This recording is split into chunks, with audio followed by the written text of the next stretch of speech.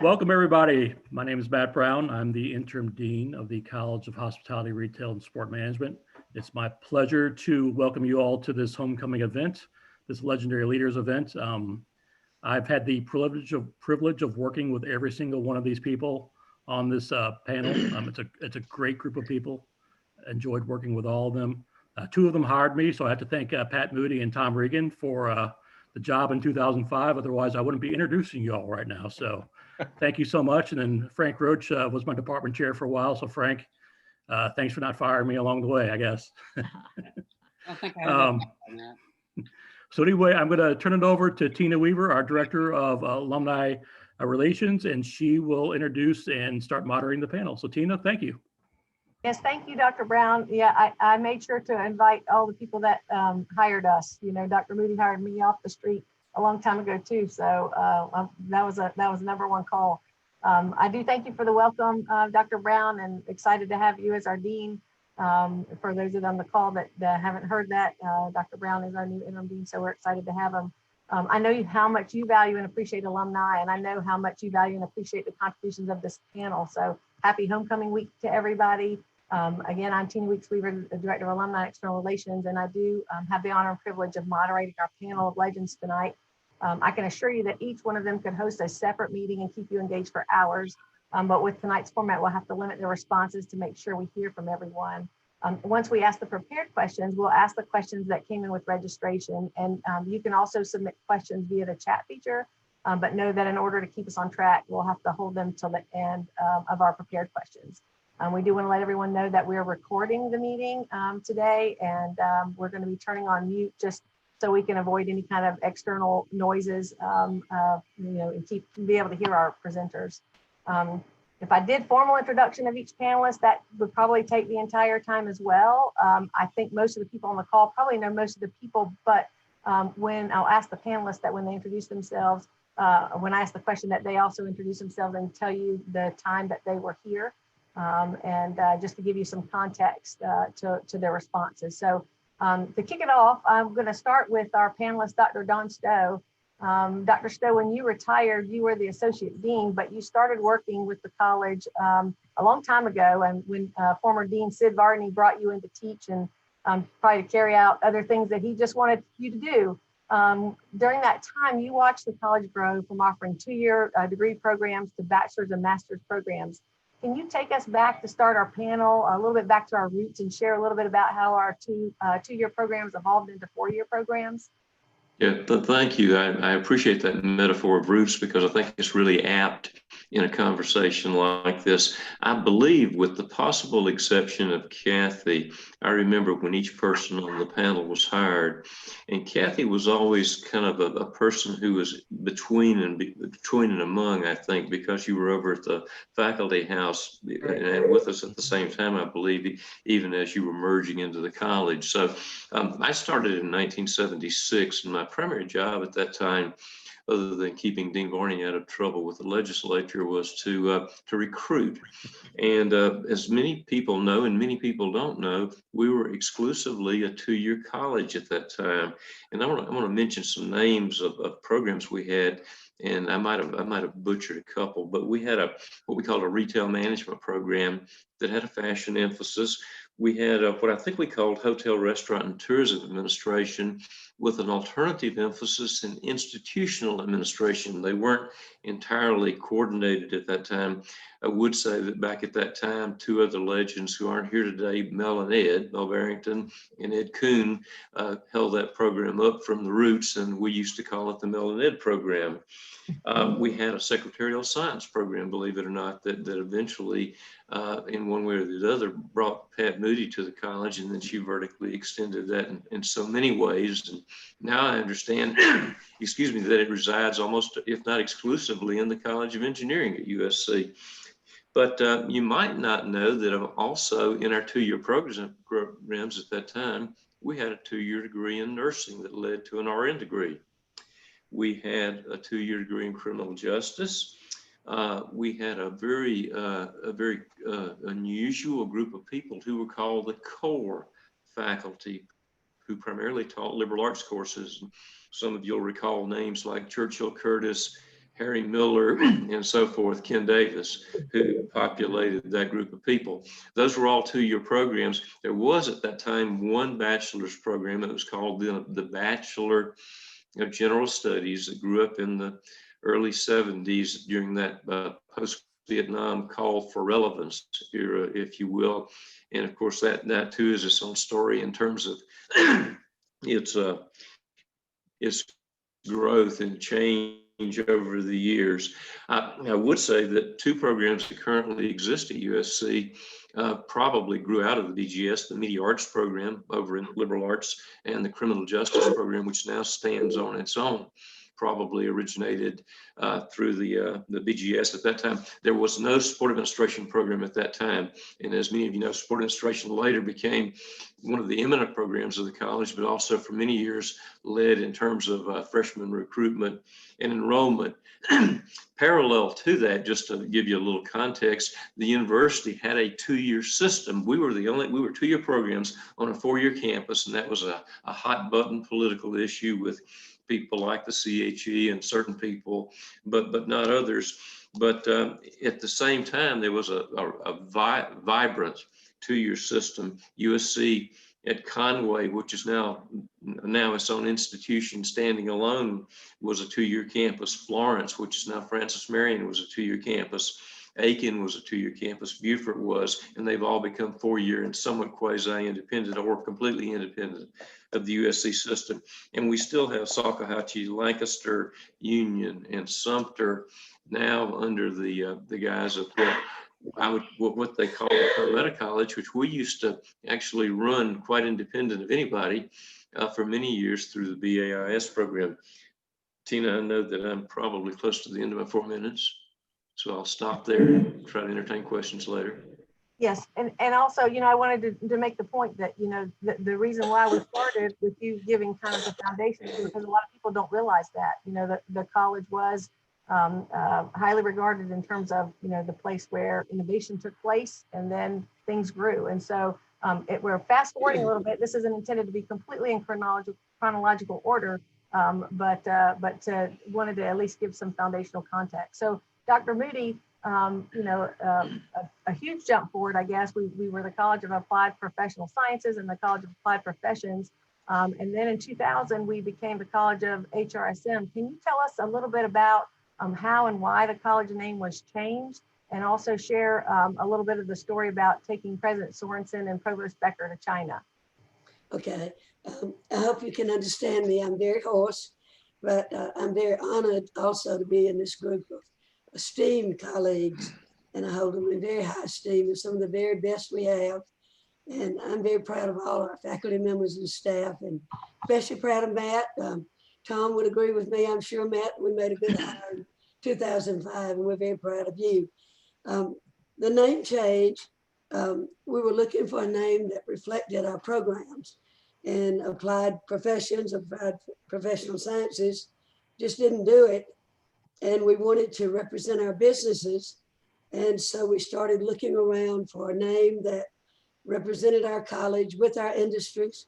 And also we were moving from a teaching college to a research college, because if you're at a research university, you've got to be a research college as well. So we kicked around a lot of ideas. We were service management. We talked about service management, international service management, but people didn't like the connotation of service. So finally we ended up with hospitality, retail, and sport management. And it may not be the very best name, but I don't think anybody else has come up with a better one so far. And it does indeed say who we are. So that's how we got there in a nutshell. And now you want me to talk about our trip to China. Yes. Well, I first met Provost Becker when he came new to the university, and he came around to meet with all the deans. He met with me, and he was very interested in China, and so was I. And I got even more interested when I found out he was, of course. And so it certainly increased my interest to know that he was interested in it.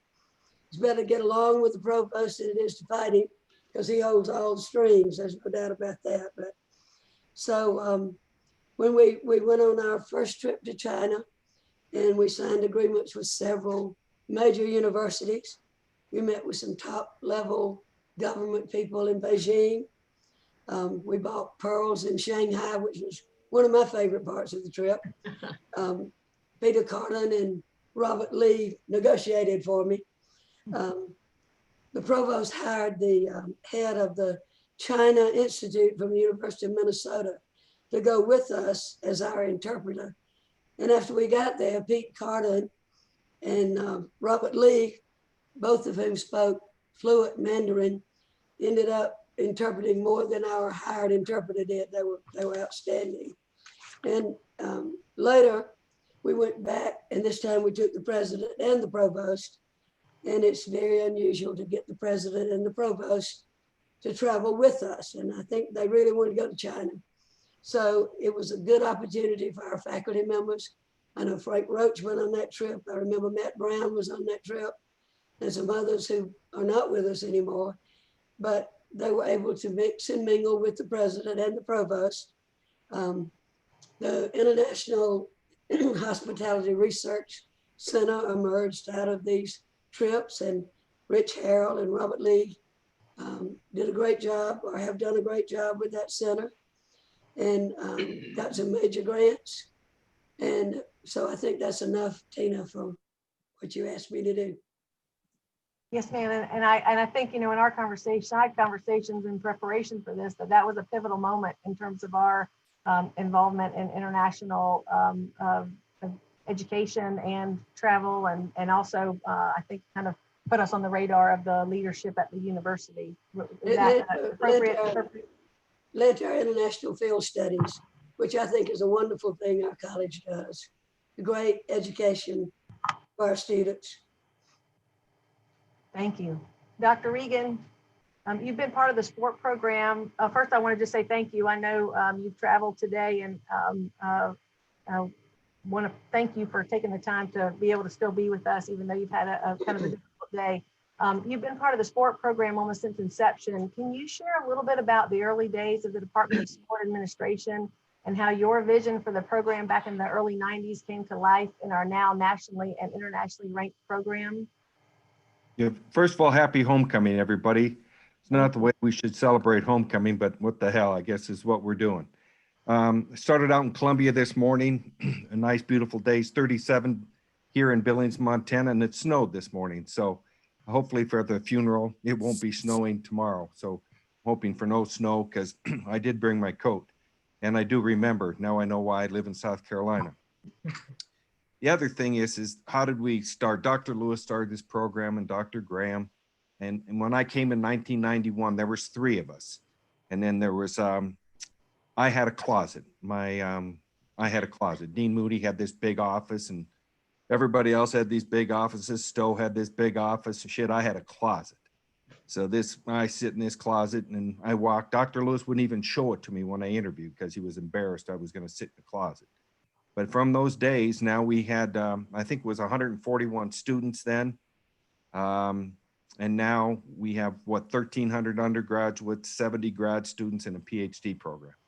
So, and it's all attributed to just good faculty. We made good hires, Frank Roach, Matt Brown, Nagel. You just go down the thing, Matt Bernthal. During those times, we made great hires. And they are so committed to the department and the growth that we had. During those periods of time, we started to change our curriculum. I find it humorous about the faculty being so busy now. Let's see, when I was chair, I was still teaching 3 classes a semester, each semester, and I still had all the chair responsibilities. And nowadays, if you have that, I think it would be called 2 double overloads or whatever it would be. But things were, you just had to get stuff done there, and we didn't have enough faculty. The classes were growing. But it's been interesting to see when we changed the name to Sport and Entertainment, how that exploded the numbers. And the other part of it is really the best, our recruiting tool was our students. Those students would go out and tell everybody else across the East Coast and across the nation, go to South Carolina. And I knew something was going right when the students of Ohio graduates were sending their kids to South Carolina. And Matt Brown was the one that said, there are a lot of kids from Ohio coming down to South Carolina that are graduates of that Ohio program. I knew we were onto something good. And I think that business focus that we had differentiated ourselves from everybody else across the country. And, you know, when we did the entertainment side, that added what I would say a really strong aspect to it. And, you know, right now we're in a tough time with the events. You know, we don't have games, we don't have crowds, but it'll come back. And that's our hope for the students. And the other thing is, you know, during that growth period of time, Dean Moody was right there. And I can remember the only time Dean Moody would call me is to ask me, how are things going? It wasn't like, you got a problem, you got whatever. It was, how are things going? And she let you just kind of run your own department and do the things. And, you know, I always appreciated that. Probably never told her that enough, but I did appreciate that because she let us have enough leeway to grow and to do the things that were needed. And for all you alumni out there, I'm kind of feel bad today because there will be no quiz Friday. Thank you, Dr. Regan. There are a lot of sport alumni on the call today. And I think that's a testament to the relationships you guys build and the great faculty that you have in the program that care so deeply about what you're doing and what you have been doing. And again, the alumni span a lot of different years. So thank you for sharing that as well. Dr. Gustafson, you have been instrumental in building the club management program, only one of 2 programs recognized by CMAA. Can you tell us a little bit about that journey? I'll be glad to. Thank you for this opportunity. I'm excited to be with my colleagues that have been selected to be here. I actually started or joined the School of Hotel, Restaurant, and Tourism Management in 1995, but I've been on campus for several years prior to that, running what is now McCutcheon House, but at that point was called the Faculty House, which was a private club, and 14 dining rooms, 2 kitchens, that kind of thing, and had the opportunity to switch over. And fortunately, with the support of the HRTM faculty, private clubs, by their nature, it's a much smaller industry segment if you compare it to hotels or restaurants, but they're still pretty mighty, and they represent really the most beautiful facilities that we have in hospitality and tourism, as well as a lot of recreational facilities in golf and tennis and pool and that kind of thing. And I had taken the role as a general manager without really having any clue about how a private club ran. So the fact that Rhonda Montgomery, who I was had changed position, she moved out to UNLV, and so I had the opportunity to take over her club management class. And I was just thrilled that this department was open-minded enough to even have a club management class. So with the support of the faculty, I was able to grow that over the, several years. And by probably 1999, 2000, we had an official, what we called club management specialization. Now on campus, we call these concentrations, but we took it all the way through CHE and got approval. And up to present, it's still alive, well, and kicking. It has been the only concentration in HRTM up to this point. Now, a few months ago, as a faculty, we voted in several other concentrations that are in the pipeline to get voted on and will be in existence come 2021. But it's always attracted a lot of people that are interested in catering and special events and high-end facilities and service. And as you said, we're one of 2 programs in the world that Club Management Association of America has honored. And we literally have students graduating every single graduation with having achieved this. It's on their transcript. It's something that they should be really proud of. And we're well known. We have a very active student chapter of CMAA, and we get involved with the World Conference, and we're highly involved with the Carolinas chapter of CMAA. So even though it's a small industry segment, it's provided enormous job opportunities for interns, for students as they graduate, as well as a lot of different golf tournaments that we're involved in throughout the year that people get exposed to the industry. So it's a small niche, but a mighty niche, and we're still alive, well, and kicking. And Cathy, is limiting the conversations about some of the big opportunities, but I think probably most of the people on the call know the relationship that she's built with someone down the road. That's kind of a big deal.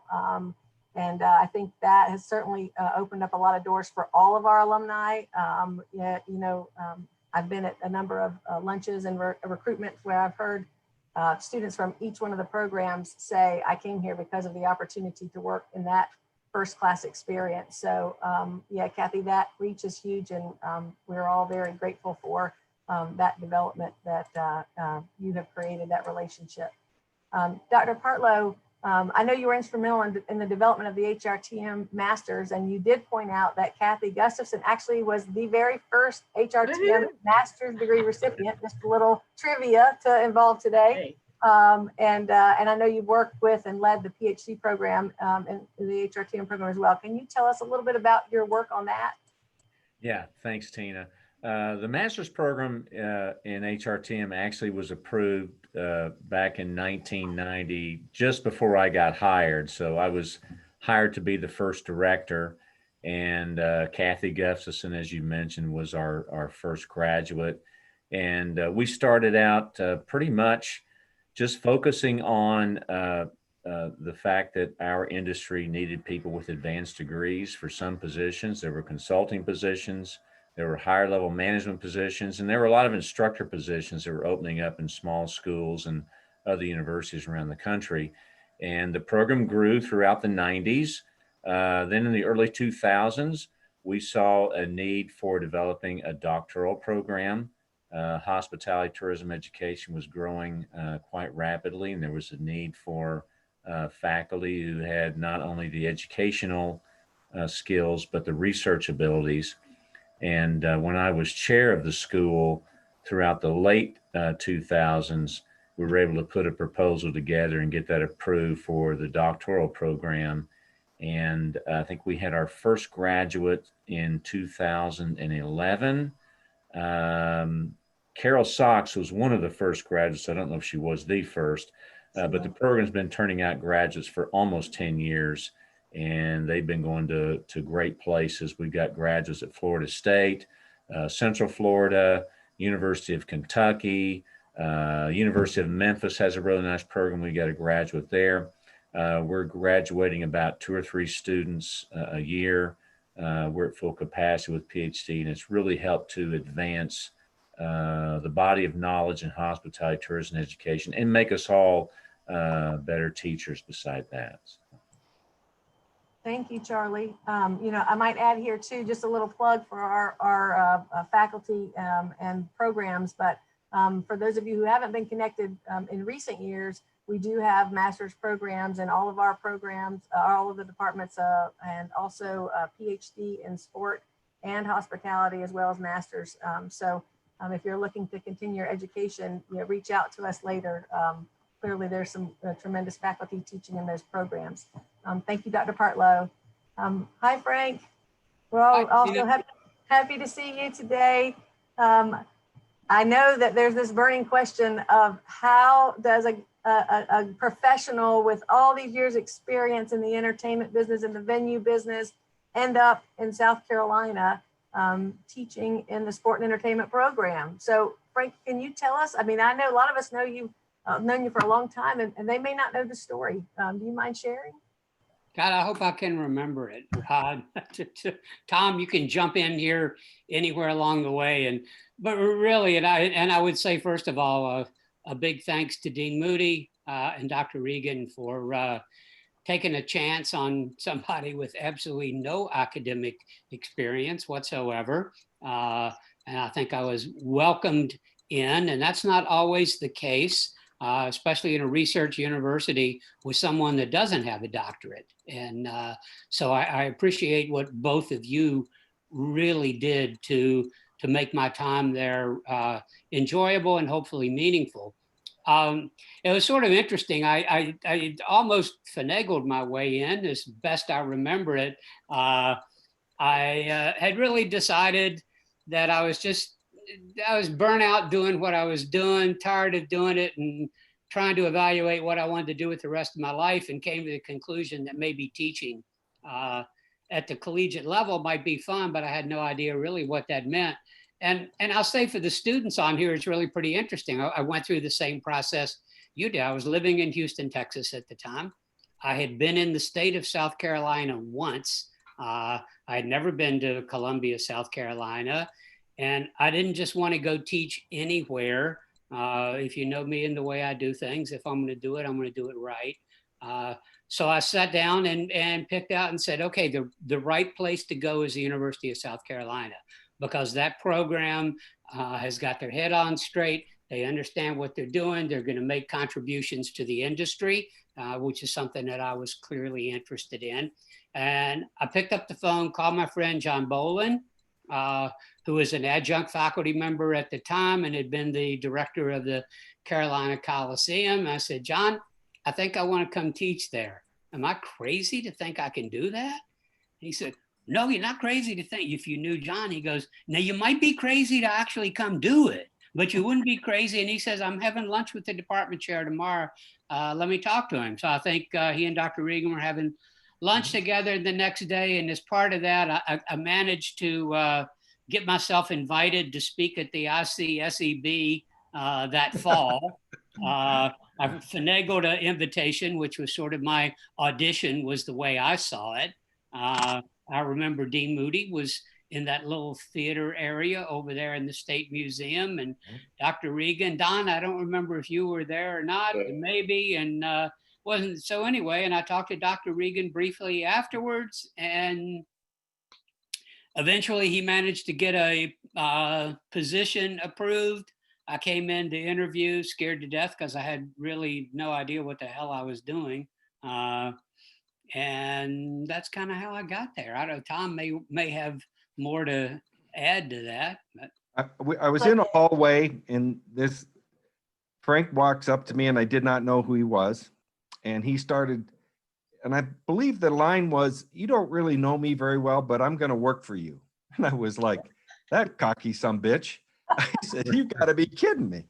And then I had no idea. So that was interesting because I'm a first impression guy. And my impression was, I like this guy.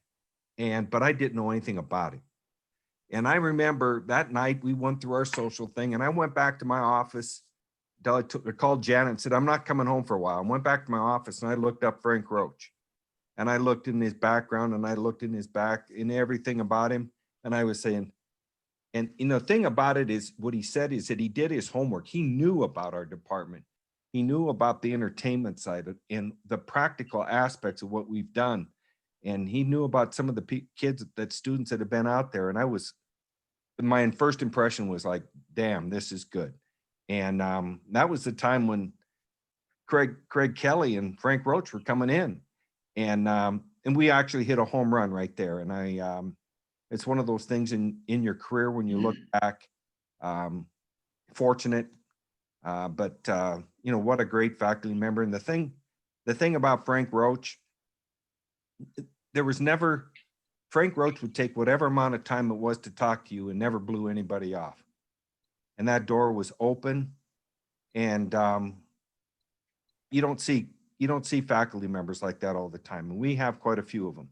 But he kind of set a standard because we'd talk about things in faculty meetings and Frank would always, everybody saw that kindness, yet that toughness, yet that knowledge and that experience. And I was just happy I was able to take him off the road so he didn't have to have that suitcase behind your door, Frank. Thank you. Tina, can I add one thing? And Yes, ma'am. Frank, you were just a tremendous hire. And we're very, very fortunate you chose us and we chose you. And we appreciate all the accomplishments and all that you added to our college. And thank you so much. Thank you. Yes, thank you very much. Our last panelist to speak with us today is Dr. Sandy Strick, and I have to give her a quick shout out because she's been helping us all week with HRSM 301. She taught that class two in-person sections, and then we recorded her, and then she did wine tasting for our week this week, and now she's on our panel. And Sandy, I thank you for being here. Can you please tell us a little bit about the evolution of beverage education in our industry? I know you started to build wine and have done a lot with that, and it's evolved to other beverages as well. Can you share a little bit about how you've been a part of developing the content for the college? Thank you, Tina. I'm happy to. And thank you for asking me to be on this panel. Yeah, it's been a great week. We've had a lot of good HRSM spirit going on. So thank you for including me in all of that. I have been here since 1987. Yeah, if you count on your fingers, that's been a long time. Dean Varney and Mel Barrington hired me. So I was the first woman in HRTM, known as HRTA at the time. And I see a few alumni on the call here that probably remember those days, right, Joy? Right, Chris? Anyway, yeah, it was a whole different ball game back then down there in the basement of the Coliseum.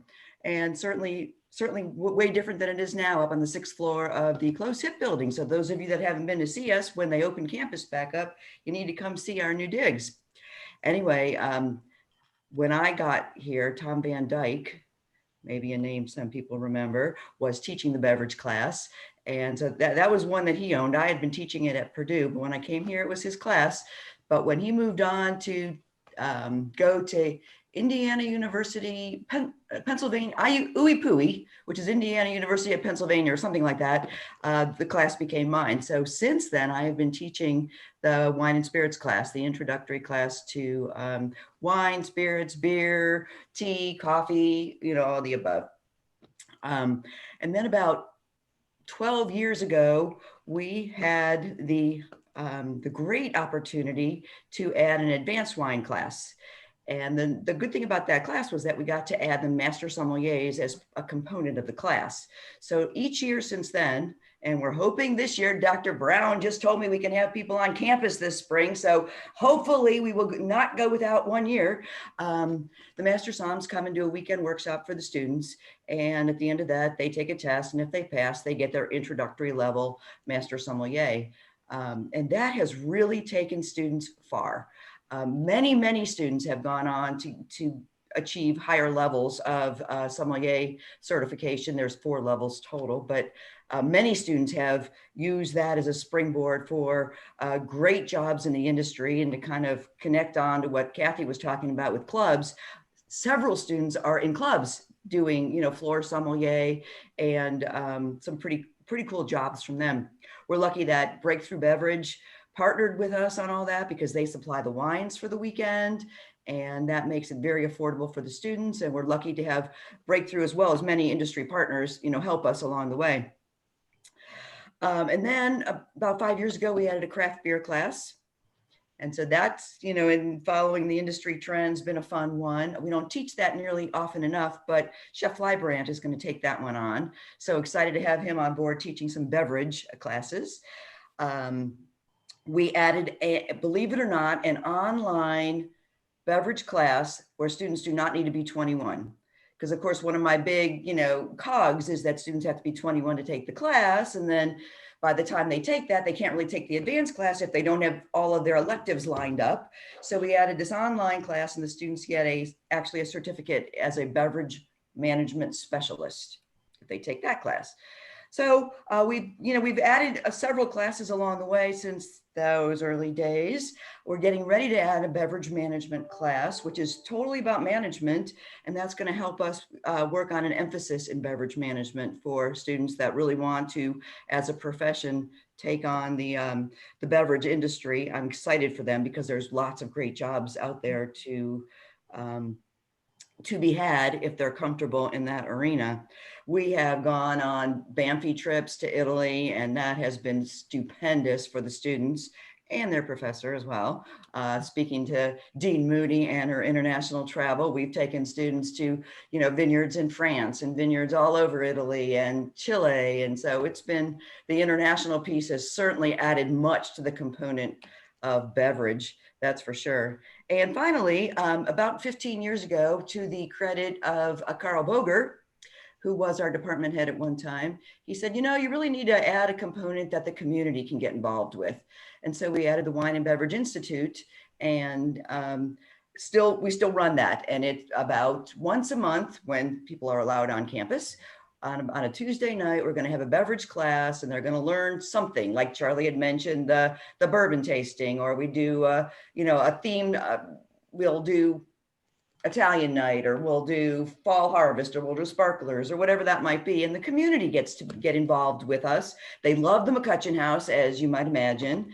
And Chef Walter makes some great food to go along with it. So the beverage, the beverage industry from our perspective has lots to offer the community as well as the students. And yeah, it's never boring, that's for sure. Thank you, Dr. Strick. Yeah, we talk a little bit about that because I think everybody can agree that this college is about, looking at trends and being innovative. And so I think you can see that across all of the programs in terms of seeing opportunities and seizing them. One of the things that I'm enjoying about this panel, and I think everybody can see it, is the legends on this panel are showing gratitude. They're talking about collaboration. You see this mutual respect and esteem. And I think that is a testament to why we have grown, why we are perceived so positively by our internal and external audiences, because the faculty that are here, and there are others admittedly that have fully committed themselves to the college, to the students. And as I look and on my screen at the alumni that are participating, I can see every single one of them having a connection to one of you guys, and they're here because they appreciate that. And we're all incredibly lucky. The students that are currently enrolled have no idea how lucky they are that you guys have been part of this college and committed for so long. With that said, I think everybody on the call has probably enjoyed some of these questions, but I bet they'd be interested in hearing perhaps maybe what your favorite memory is, or maybe what you're most proud of. And just in a quick snip, a quick minute, and we can go in the same order for consistency. But Dr. Stowe, can you share perhaps your favorite one memory or just a general thought about your experience? Yeah, I don't have any such thing as a favorite memory, but as I scan through the students, I doubt anybody here will be able to relate to this, but there are a couple of things that some of you might remember. One is the Bell Camp experience. We each year in the spring, we would have a massive cookout at Bell Camp that the HRTM or A student club ran for us at that time. And once a semester, we used to have what you might call an iced tea social down in the basement of the Coliseum, in a place where journalists met. It wasn't exactly an iced tea social, but a lot of students from back in the early days of the college would remember that quite fondly, I hope, in most cases. One thing I would mention about my particular academic part of the college was there came a time in about 1978 when the provost, who later became the president of Appalachian State, Frank Borkowski, decided that all the Bachelor of General Studies programs in the state should suddenly be called Bachelor of Arts and Interdisciplinary Studies. And no one had any idea what that meant any more than they had an idea of what a Bachelor of General Studies was, except it's what we made it individually and in context. And so Dean Varney told me, Don, go out and find out what interdisciplinary studies is and make us a program. And so that actually occupied a large part of my career in the college, and simply memories. And Dr. Stowe, to this day, we have more BIS alumni still, and the others are getting close, but that is still our largest constituency of graduates at the moment. So thank you for that and your work on that. So next, Dr. Moody, do you have a story for us or a favorite memory? I was going to tell about how I hired Tina off the street, literally, as my graduate assistant. And 20 years later, she's still here. We can't get rid of her. We just got her. And isn't that wonderful? I think she's done a fantastic job. But what I want to do is share one of my favorite classroom stories. And it's a little bit off color, but it really happened. And they can't fire me. I'm already gone, so they can't get me. So I can guess I cannot get invited back. But I was teaching this communications class, and we were talking about image and what makes up image.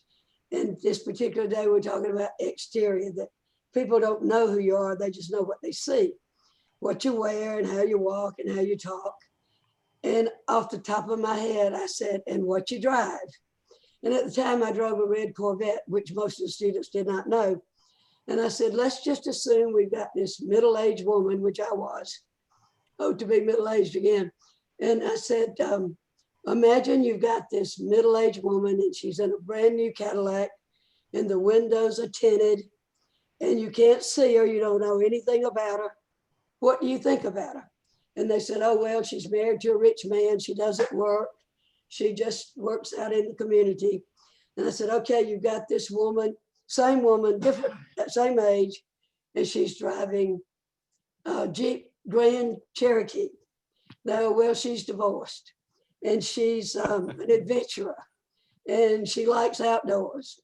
And I said, okay, you've got this one now in a Honda Civic and it's old, it's about 10 years old. What do you know about her? You can't see her, you just know her car. Well, she's a school teacher. And they went on and they talked about her. And then finally I said, okay, you got this woman now and she's in this car with the tinted windows and it's a red Corvette.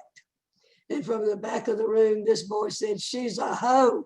So I just thought that was the funniest story. And when he found out I drove a red Corvette, he just about died. And I still see him every once in a while and he says, you still got that old hoe car? And I said, no, That was Barney, wasn't it, Dean? That was Barney back there. It might have been. That was Barney back there? I said, I can't get in and out of it now, so I can't have one. But anyway, that was my favorite story. I love I that hope I one. didn't offend anybody with it. No, it was a great story, Dr. Moody. Dr. Regan? Yeah, that's an interesting question. And I think some of the best moments in the department have to do when the faculty come up with a, shall I say, practical joke. And we're going to get together at Frank's house or some of those things, Frank. And I remember one time, Dr. Bernthal, which I hired from the business school, and we needed to keep Bernthal around. So, you know, Frank and I are talking, we're going to go over to Frank's house later, right? And I had a committee meeting that he was on, and I called it Friday afternoon at 4 o'clock. And he is bitching up and down the halls and complaining and just, oh, who the hell does this and what the heck? And It was his birthday too. It was his birthday. What? It was his birthday. That's right. And it was his birthday. So he's just complaining all the time. And I knew what I was doing. And he comes into me and goes, I don't know if I can be there. And I said, well, that wouldn't be very nice. I said, this is your committee and we need to go over these things. And he comes and we end up, he was not happy. And then Krista comes over and we go to your house, don't we, Frank? And we celebrate. I talked to him, he was so mad. And I said, Matt, you can't just drive home. Why don't you come over to my house for a drink first? I live really close to campus. Yeah. And the whole faculty was there and Krista and the kids and everybody. And, you know, and I just think it's kind of the way our department is. And some of the students don't see that, but we're doing things like that all the time. And, you know, and Frank and Sally were so nice to host us at that time. And I guess that's one memory. And it kind of just brings what I always wanted to do in the department is, you know, we work, we do a lot of things, but let's make sure we enjoy life. And when we get done with this, we have a bunch of new friends, and that's they're our colleagues, but we want them to be our friends. That's such a great point. And I know sometimes people probably, you know, wonder, I'm always talking about our HRSM family, and that's because that's the culture that I was raised in, if you will. You guys, this is our team and a lot of our leaders. And I think we continue that spirit today, which is fortunate for everyone. Dr. Gustafson, do you have a particular memory that you want to share with us? You know, I do, but I like how, to piggyback on Tom's comment about, you know, you become friends. And I think my parallel is when students actually graduate and then later become friends. I think, you know, what makes me kind of get up and want to do what I do every day is the involvement of interactions, the relationships you get to develop with people over the years, and several of the alum on the session today and others, you know, when you get that email or text or call out of the blue that, hey, I've got a job opportunity, or I just landed this or I landed that, you get to celebrate together. And you know, several of, I mean, I guess that's the upside about having been here for, you know, honest to goodness, 25 years, which makes me want to go get a cane out or something. But, you know, there are people that are in all different, I mean, they're obviously people graduating all the time. So sometimes it's, I landed my first job or I landed this great internship, but a lot of times it's, you know, people who are literally moving up, they're alumni out there, you know, running departments and running entire tournaments and running private clubs and other areas and hospitality and tourism. So, you know, what makes me excited is, you know, fortunately, probably 2, 3, 4 times a week, I'm talking to an alum, and you never know when it's going to happen. And sometimes it always happens when you need it the most, that you know, whatever crazy thing just happened in a classroom and you've come back in the office and there's an email that you haven't heard from that person in 5 or 10 years, but they're saying, you know, hey, remember that case study? I just lived through it, you know? And so it's really the relationships with alumni that are now friends. Which also sets the tone for people going out and in their work world, establishing those relationships. They're Right. all over, but you guys lay a great foundation for understanding the value and importance of those relationships. Dr. Partlow, do you have a favorite memory or thought that you'd like to share? Yeah, I do. All these years we were talked about trying to get out of the Coliseum, and we finally got into a new building just this last year. But the one thing that sticks to me the most is a few years ago, and Tina, you know this because I told you the story. Some guy in his mid-30s came up to me and said, "Are you Dr. Partlow?" And I said, "Yeah." And he told me his name, and he said, "You changed my life." And I'm thinking, "Oh God, what did I do?" And he said when in the 90s, he was a restaurant manager. He wanted to get a master's degree. He had poor grades, poor test scores, but he said, I told him I would let him in as a conditional student. If he made a 4.0 his first semester, I'd get him in the program. Well, he did. He got his master's degree. Then he found out later he had an interest in biology. He went on and got a master's in biology. Later, he got a master's in statistics. And now he's works in a research center in biostatistics at USC.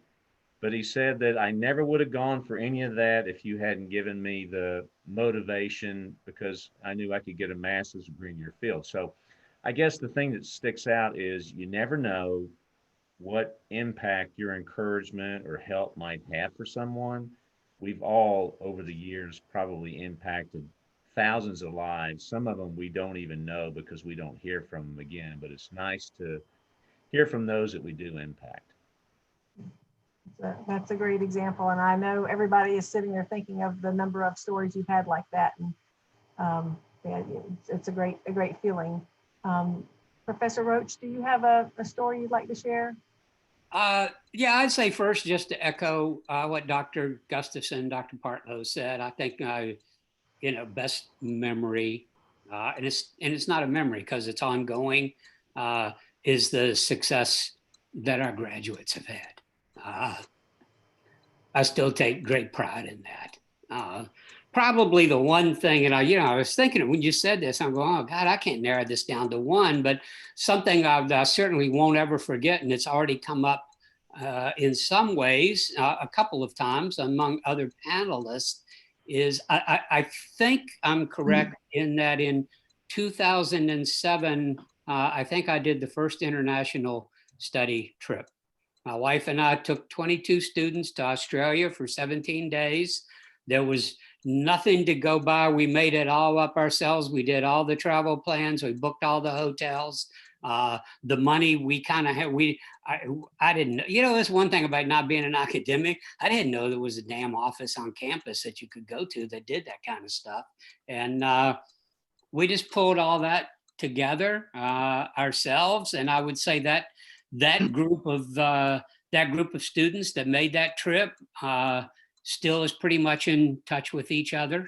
to a great extent. And it was just it was an amazing experience. I think it's something that I'm not sure anybody really thought we could do. And it just proved that I think it was pretty expensive by the time we had to it. And again, you know, I was crazy. Now you guys have figured out how to do it in like 5 days and get the credits. We spent 17 days over there. And it was, you know, it was quite an experience, but it did show that our students were eager to do that kind of thing. And I think that's made a huge difference in the college, that now every department, I think, has picked up and is doing a significant number of those study trips, which really enriches the lives of our students tremendously.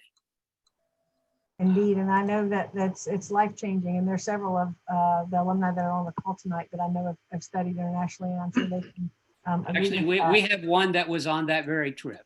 So Sarah Is it Sarah? Sipes. Is it Sarah? Yes, Sarah Sipes was on it. So I know we used her in some promotion materials. Sarah's done a lot with the college too. So Dr. Strick, do you have a favorite memory that you would like to share? Well, I do, absolutely. Certainly, I need to echo what Cathy had to say. Oh my gosh, when you get some kind of contact from an alum that is doing great things, it sort of makes me say to myself every single time, this is why we do this. This is why we do this. There's so many great stories out there, and just, it doesn't even have to be students that are doing what we thought the track they would be on, but when you hear from them anyway, and it could be completely another side, and they're sort of apologizing for not doing what we thought they should be doing, but it's so great to hear from them and know that they're doing great things. So I just needed to say thank you, Cathy, for reminding me of the reason why we do this. But my story has to do with the career fair. Way back in the day when I was teaching the meetings and events class, Rhonda Montgomery and I were brainstorming about what could we do with the meetings and events class to make this sort of come alive for the students. We had no way of getting them to interact with what was going on, and experiential learning wasn't really a buzz term at the time. I mean, those of us that studied education knew what it was, but it wasn't a popular thing to be doing. But anyway, we thought, what if we did a career fair? And we did in the elephant room, by the way, you guys. There is no elephant room anymore, but there was an elephant room. No elephants anymore either. No elephants anymore, exactly. Thank you, Frank. But the first time we did that career fair, you just sort of saw the light bulbs going out off of everybody's head. Like, oh, I get it now. I get how this works. Oh, I get how that works. Anyway, we've been doing the career fair in one form or other ever since. Not me. We actually have a person on our staff that one of her main jobs is to do the career fair, whatever format that takes, whether it's virtual or face-to-face or whatever that is. She even has an assistant now.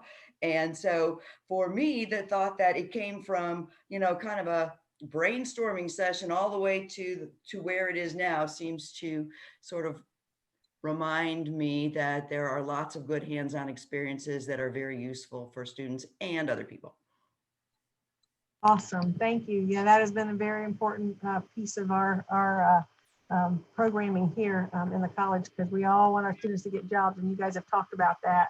So we do have a little bit more time. We have a question that was sent in with the registration that can go to anybody, but you've all played a pivotal role in fundraising for HRSM, either in personal donations or through facilitating important connections. What has been your inspiration to give or to give back? You guys, a couple of you have established scholarships, and others promote them as well. Dr. Moody, maybe? I know we have an international travel scholarship, and Dr. Stowe. Well, I did the travel scholarship because I think it's just a great learning opportunity. I don't think you can do anything that's more educational than international travel. And so that's why I wanted to do that. And Tina, before we end, and let me say, that was a good day for this college when you walked in off the street and I hired you on the spot as my graduate assistant as I was walking out the door. And I'm glad you stuck around, and we're all very proud of you. And thank you so much for all you do. Well, I appreciate that. That was a great day for me as well. Great opportunity. Does anybody want to share? I've got another question from the audience that what is your greatest vision for the school? Is there anything that you hope for the future for our college that perhaps we haven't gotten there yet? Some big dreams ahead? God, let's hope the hospitality and entertainment and sports industries open back up so that our graduates can get back to work. Totally. I Totally. would certainly agree with that for sure. Let me check our chat.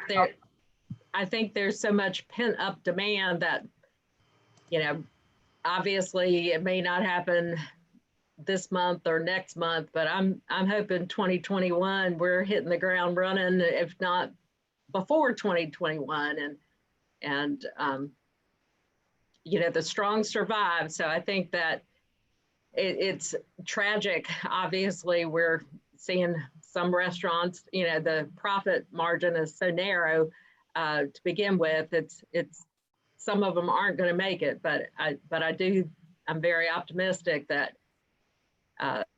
you know, 6 months from now anyway, there'll be good jobs to be had and lots of good entertainment and events in the meanwhile. When the information comes out from the university about productive research and scholarship, I'm just absolutely amazed and gratified to see the names of the faculty in the college. That wasn't always the way things were. And though I've only been gone 13 years, I can only say, well done. You've transformed a culture in a college in a tremendous manner in that period of time. Yes, Dr. Stowe, and you know, the college has always had a tremendous reputation for teaching, but to add the research component has elevated the college in every single way on this campus, and we continue to impress with our alumni activity, with the relationships that our departments are building. You know, I think you know, it's a great time in the spirit of homecoming. Of course, we're thankful for all of you to come home and to share this.